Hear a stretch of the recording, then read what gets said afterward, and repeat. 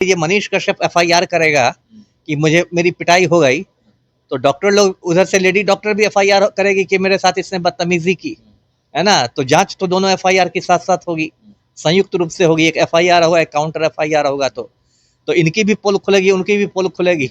इसलिए दोनों पक्ष ने, है ना, समझिए युद्ध विराम कर लिया है। बस मोदी जी युद्ध विराम नहीं करते हैं, मनीष कश्यप और डॉक्टर लोग भी युद्ध विराम करते हैं। इसको भी सीज फायर ही मानिए। चलिए, जब दोनों में हो गया कि चलिए युद्ध विराम करना है तो ठीक है, शांति बनी रहे जी। पीएमसीएच के हालात को किस प्रकार देखते हैं? मंगल पांडे जो कि भाजपा के नेता हैं, स्वास्थ्य मंत्री हैं बिहार के, वो अब पीएमसीएच में देखे नहीं जा रहे हैं। कोरोना के समय देखे गए थे, पीपीई किट पहने हुए थे और डॉक्टरों के साथ वो खड़े थे, लेकिन इधर नहीं देखे जाते हैं। तो क्या बाहर से पीएमसीएच जो है फिट है, अंदर से जो है हाल खास्ता है?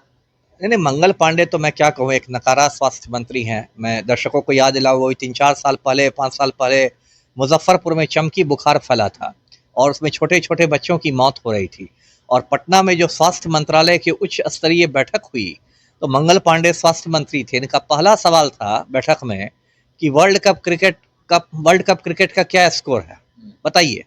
इस संवेदनहीन स्वास्थ्य मंत्री को देखिए कि चमकी बुखार पर उच्च स्तरीय बैठक में वर्ल्ड कप क्रिकेट का स्कोर पूछ रहा है।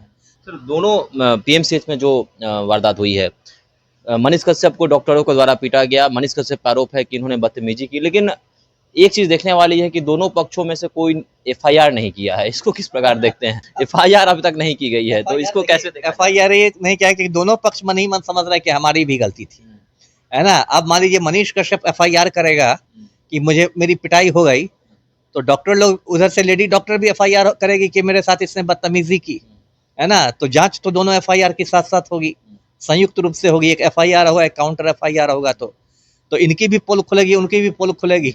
इसलिए दोनों पक्ष ने, है ना, समझिए युद्ध विराम कर लिया है।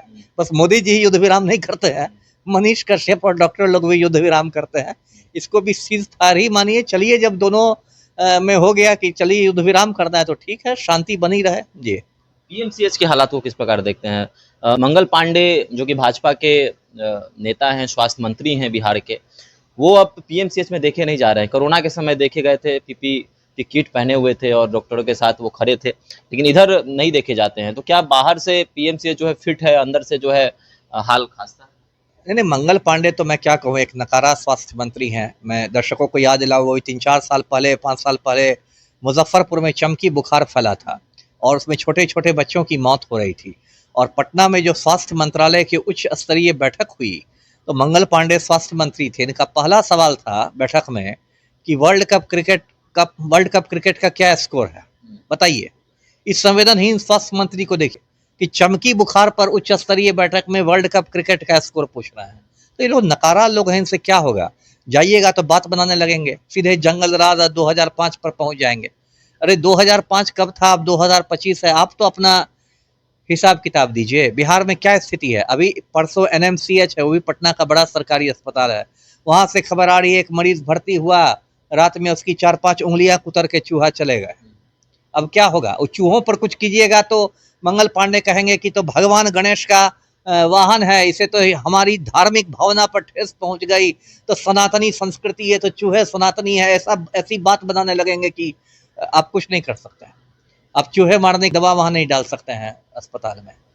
तो ये लोग नकारा स्वास्थ्य मंत्री सब है, ये बिहार का दुर्भाग्य है, यही लोग चला रहे हैं बिहार। अंतिम सवाल सर, अस्पताल से जब मनीष कश्यप निकलेंगे तो क्या अपने आप को भाजपा नेता कहेंगे? क्योंकि भाजपा नेताओं ने तो साथ नहीं दिया, या फिर से पत्रकारिता करते हुए नजर आएंगे? नहीं, पत्रकारिता तो मैंने कहा ना, उसका एक सूत्री कार्यक्रम है, चनपटिया का विधायक बनना है। 24 घंटे उसके दिमाग में चनपटिया चनपटिया घूमता रहता है।